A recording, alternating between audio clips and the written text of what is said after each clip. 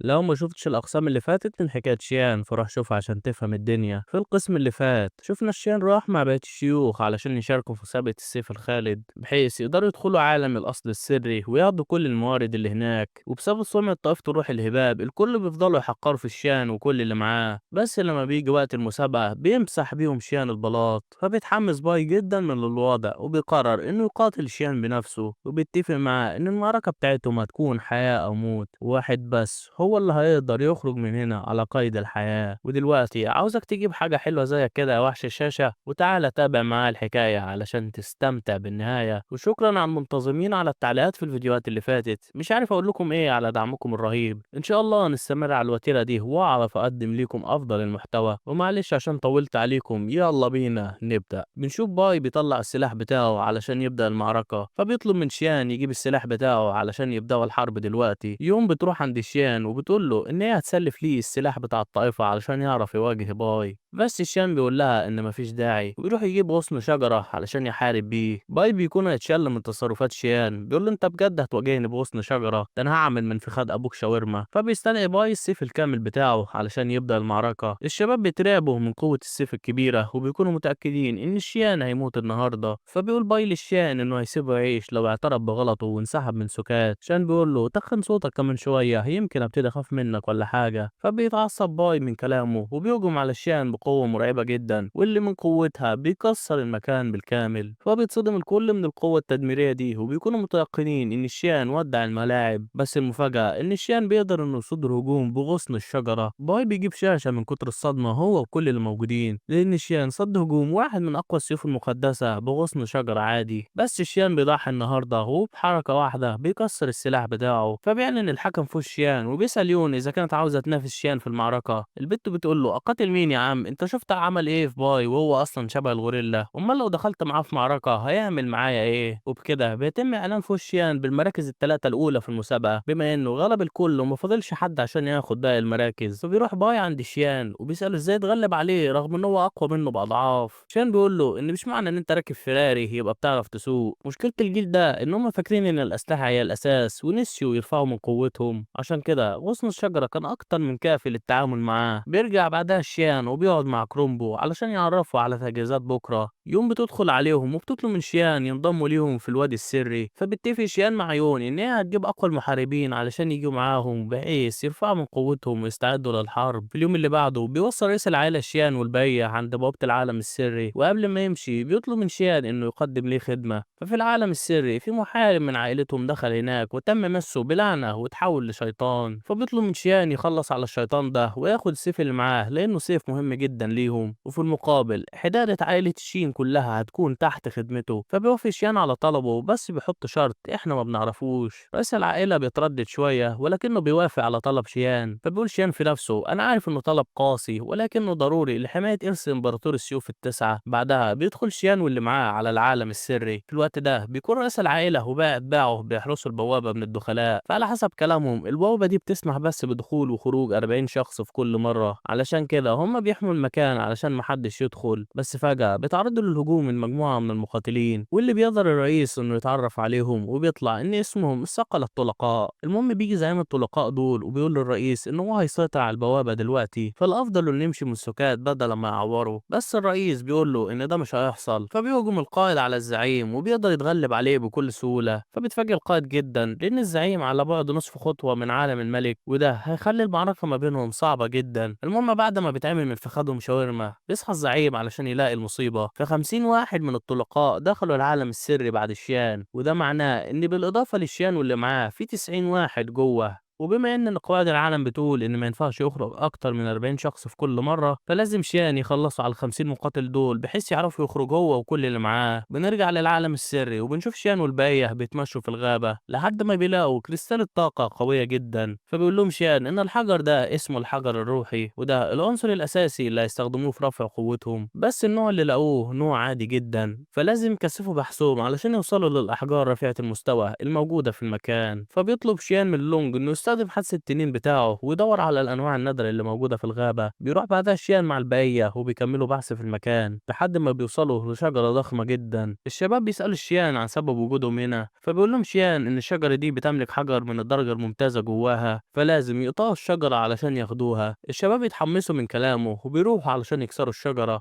بس الشجرة بتكون قوية جدا ومش بتتخدش خدش واحد حتى. فبيبدأ شيان يقول لهم على التقنية المناسبة لقطع الشجرة. بمساعدة التقنية دي بيقدروا إن هم يقطعوا الشجرة بكل سهولة، وساعتها بيلاقوا الحجر الروحي رفيع المستوى هناك. فبيقول لهم شاد إن ده أعلى حجر من مستوى عالم الأرض، ويعتبر مكافأة حلوة جدا. بس مش ده اللي هم بيدوروا عليه برضه، فهدفه إن هم يلاقوا حجر متوسط من مستوى السماء على الأقل. فبيستغرب كين من اللي حصل وبيسأل شيان إزاي حجر بالقوة دي دخل في حتة شجرة. شيان بيقول له إن الأحجار دي هي عبارة عن تكتلات من الطاقة، ورغم إنها قوية جدا لكن ملهاش لازمة من غير وسيط، علشان كده بتخرج الطاقة بشكل متواصل لحد ما يقدر يمتصها حيوان أو نبات. فبيقول كبير الشيوخ إن لو الكلام ده صحيح فهم هيكونوا في مشكلة، لأن الوحوش السحرية اللي هنا قوية جدا. فهم لو قابلوا وحش سحري ومعاه حجر عالي المستوى هيحصل ما بينهم معركة صعبة جدا. بس شان بيقول له إن هو مش محتاج يقلق من الموضوع ده، لأنه هيعرف يتعامل مع أي مشكلة تواجههم في طريقهم. بعدها بيقابل الشباب الأسد الروحي ده، واللي بيكون جواه حجر طاقة عالي الجودة. فبيروح كين علشان يخلص عليه، بس الأسد بيعمل منه هريسة. المهم بعد ما الشيوخ بيهروا ضرب بيروح شيان وبيطلب منه يخرج الحجر بالذوق علشان ما يخلصش عليه. المهم بيجمع الشباب عدد كبير من الأحجار الروحية وبيقرروا إنهم يمشوا دلوقتي، بس كرومو بيقول لهم إن لونج لسه مرجعش فلازم يستنوه. ساعتها بيجي اتنين من طلاب النهر الكبير وبيكون في واحد عاوز يخلص عليهم. كبير الشيوخ بيتعرف على الحيوان ده وبيقول للشيان إن ده ساقن منفرد، يعني مش بينتمي لطائفة معينة. المهم الواد بينبسط إنه لقى كل الأحجار الروحية دي وبيروح علشان ياخد الأحجار، بس وحش الأرض بيستخدم خاتم الأرض الأسطوري وبيقدر يخلص عليه بكل سهولة. فبيروح شيان عند الواد وبيسأله عن سبب وجود الحيوان ده. الواد بيقول له إن عائلة شين تعرضت للهجوم من الصقل الطلقاء وقدروا إن هم يدخلوا العالم السري، وبيعرف شيان بموضوع حدود الطاقة اللي موجودة في العالم السري. فبيتضايق شيان جدا من الكلام ده لأن كده وقتهم بيضيع، وبيقرر يروح يدور على لونج بحيث يخرجوا من هنا. ساعتها بتكون يوم محاصرة من الخنازير دول وبتكون مش عارفة تهرب منهم، فبتقرر إن هي تقاتل لحد آخر نفس. الخنازير بيقولوا ليها تستسلم لأن هم أقوى منها بكتير وهتخسر في كل الأحوال، بس يوم بترفض إن هي تستسلم وبتهجم عليهم،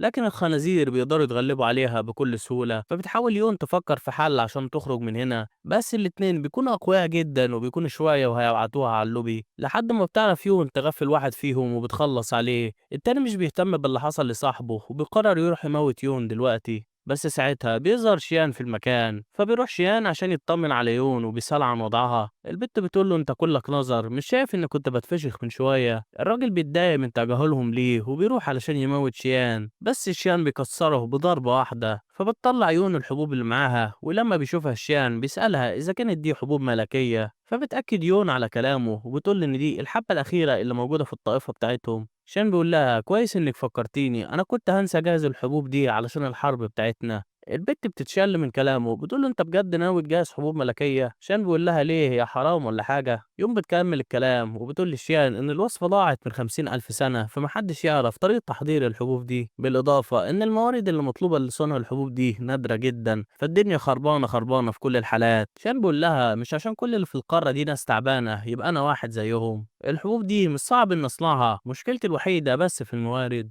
فحاول تدور على العناصر بتاعة الحبوب دي علشان لما ارجع ابدأ في صقلها. فبتقرر يون ان هي تسمع كلامه وتشوف اخرتها. في الوقت ده بنشوف مجموعة من الطلقاء بيتكلموا عن الواد اللي اخدوا الاحجار الروحية الكتير منه، فبيوقفهم شيان وبيسألهم اذا كان الواد اللي ثبتوه طويل وعنده قرون. الحمار ده بيقول لشيان ان هو مش هيقول له حاجة غير لما يسلمه كل الاحجار الطاقة اللي معاه. شان بيقول له انا عندي حل افضل، قول لي اللي انت تعرفه وهكتفي بتدمير مركز صقلك وهسيبك تعيش. فبيتعصب الراجل من كلام شيان وبيروح علشان يضربه، بس شيان بيمسكه وبيرقده في ثواني، وعلشان ما فيش حد احسن من حد بيروحوا البقيه يتضربوا من شيان هم كمان. الراجل الغلبان بيتشل من اللي حصل، بيسأل شيان ازاي انت قوي قوي بالشكل ده وانت لسه شاب؟ شيان بيقول له انت حمار ولا ايه، ما باين ان البطل ما بلاش غباء. بروح للونج اللي بيكون محاصر هو وباي من الطلقاء من جميع الاتجاهات. باي بيكون متضايق من الوضع لان لونج اتحمى فيه وورطه معاه، بس لونج بيقول له ان مفيش داعي يقلقوا لان شيان هيجي وهينقذهم قريب. باي بيقلم محمد عاطي من كتر غيظ، بيقول له انت اعمى ولا ايه، في 10 خنازير اعلى مننا بطبقتين قدامنا، وفي تعبان سحري رفيع المستوى من ورانا،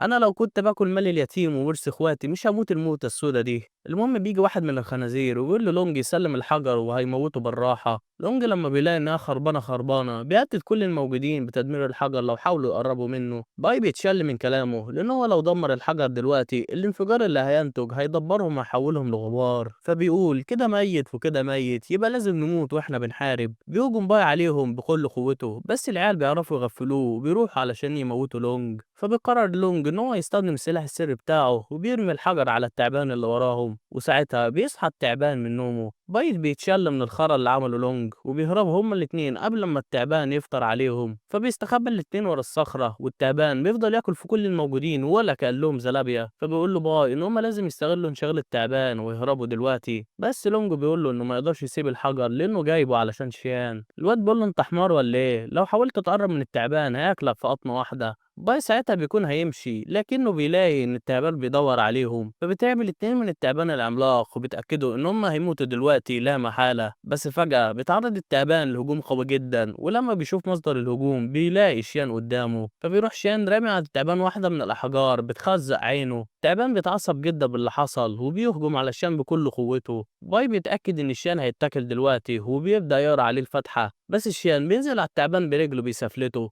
باي بيكون مشلول من القوة التدميرية بتاعت شيان وبيكون مش مصدق اللي بيحصل. ساعتها بيهجم التعبان على شيان بحركة مفاجئة وبيكون على وشك انه يموته، ولكن لسبب ما التعبان بيوقف هجوم على آخر لحظة. فبيسأل شيان التعبان إذا عنده مشكلة لو أخد الحجر اللي معاه دلوقتي. التعبان بيقول له إنه مستعد يقلع عليه الهدوم بس يسيبه ويمشي. فبيسأل شيان التعبان إذا في عناصر مميزة قريبة من هنا. التعبان بيقول له إنه هيوديه لمكان أقرب عنصر موجود هنا. فبيطلع شيان على رقبته بيقول للشباب إن هو هيمشي شوية وهيرجع على طول، بس يونو وباقي الشباب بيكونوا مصرين يروحوا مع شيان علشان يساعدوه. المهم بيوصلوا كلهم لمكان العناصر المميز واللي بيكون في بحيرة سحرية. فبيروح شيان عشان ياخد الكريستالة القوية اللي قدامه، بس فجأة التعبان بيحذره من وحش البحيرة. فبيستغرب شيان من كلامه لأنه جه المكان ده قبل كده ومتأكد إن مفيش وحش قوي في البحيرة دي. بس بيفتكر شيان كلام رئيس العائلة وإن ممكن الشخص الملعون اللي بيتكلم عليه هو الوحش اللي يقصده التعبان. وفجأة بيخرج سيف من البحيرة وبيهجم على شينج. فبتحاول البت إنها توقف السلاح ولكن بيكون السلاح قوي جدا وبيكون على وشك إنه يخلص عليها، بس شيان الأسطورة بيقدر إنه ينقذها على آخر لحظة. في الوقت ده بيكون القائد والرجال اللي معاه في طريقهم لمكان الكريستالة بتاعت شيان، وبيطلع إن القائد دخل العالم السري علشان ياخد الكريستالة دي. فعلى عكس الأحجار العادية الحجر ده شديد القوة وبيملك صفات خاصة، فلو حصل على الحجر ده قوته هتزيد بشكل خرافي. وعلشان كده هو جاب الرجالة بتوعه علشان يساعدوه في الحصول على الحجر ده بدون أي مشاكل. بنرجع لشيان اللي بيكون بيتفحص السيف وبيتأكد إن هو تبع عائلة شين، فبيعرف إن هو ده الشيطان اللي اتكلم عليه سيد العائلة. ساعتها بيوصل للقائد واللي معاه للمكان، فبينبسط القائد إن الجوهرة لسه في مكانها وبيروح علشان ياخدها. بس ساعتها بيظهر شيطان البحيرة علشان يدافع عن الجوهرة بتاعته. فبيحاول الشيطان إنه يستدعي السيف ولكن السيف مش بيتزحزح من إيد شيان. شيان ساعتها بيفهم الدنيا وبيرجع السيف لوحش البحيرة. فبيسأل المساعد القائد هيعملوا ايه في الوضع ده. القائد بيقول له ان شيطان البحيرة طلع اقوى مما يتصور، فمش عارف ازاي هيتعامل معاه او هيخلص عليه ازاي دلوقتي. فبينادي المساعد على كين وبيقول له يروح علشان يقاتل وحش البحيرة ويشوفوا قوته. كين بيقول له انت اعمى ولا ايه؟ هو انت مش شايف التعبان العملاق اللي معانا ده؟ المساعد بيقول له لو هيتحمى فيه فهو هيروح يقتل التعبان ده قبل ما يرمش. حتى كين والبقية بيجهزوا نفسهم علشان يبداوا المعركة، بس شان بيقرر ان هو يروح عند شيطان البحيرة ويتعامل معاه. بيوصل شيان عند شيطان البحيرة واللي لما بيشوفه بيروح علشان يقتل شيان، بس شيان بيبدأ ان هو يقول تعويذة خاصة بتوقف الشيطان فجأة. فبيقول شيان للراجل ان هو يساعده في حل مشكلة جنين السيف بتاعه، وفي المقابل هياخد حجر الروح الخالد اللي بيحرسه. المحاربين بيكونوا مستغربين من الوضع، فازاي شيان قدر ان هو يعدي من شيطان البحيرة بالسهولة دي. فبيفتكروا ان شيطان البحيرة مش قوي زي ما كانوا مفكرين وبيروحوا علشان يخلصوا عليه، بس شيطان البحيرة بيعمل منهم بطاطس محمرة. فبيأمر الزعيم البقر دول بالانسحاب لحد ما يخرج جين وياخد الحجر الخالد منه. بنرجع للشان اللي وصل لحجر النور الخالد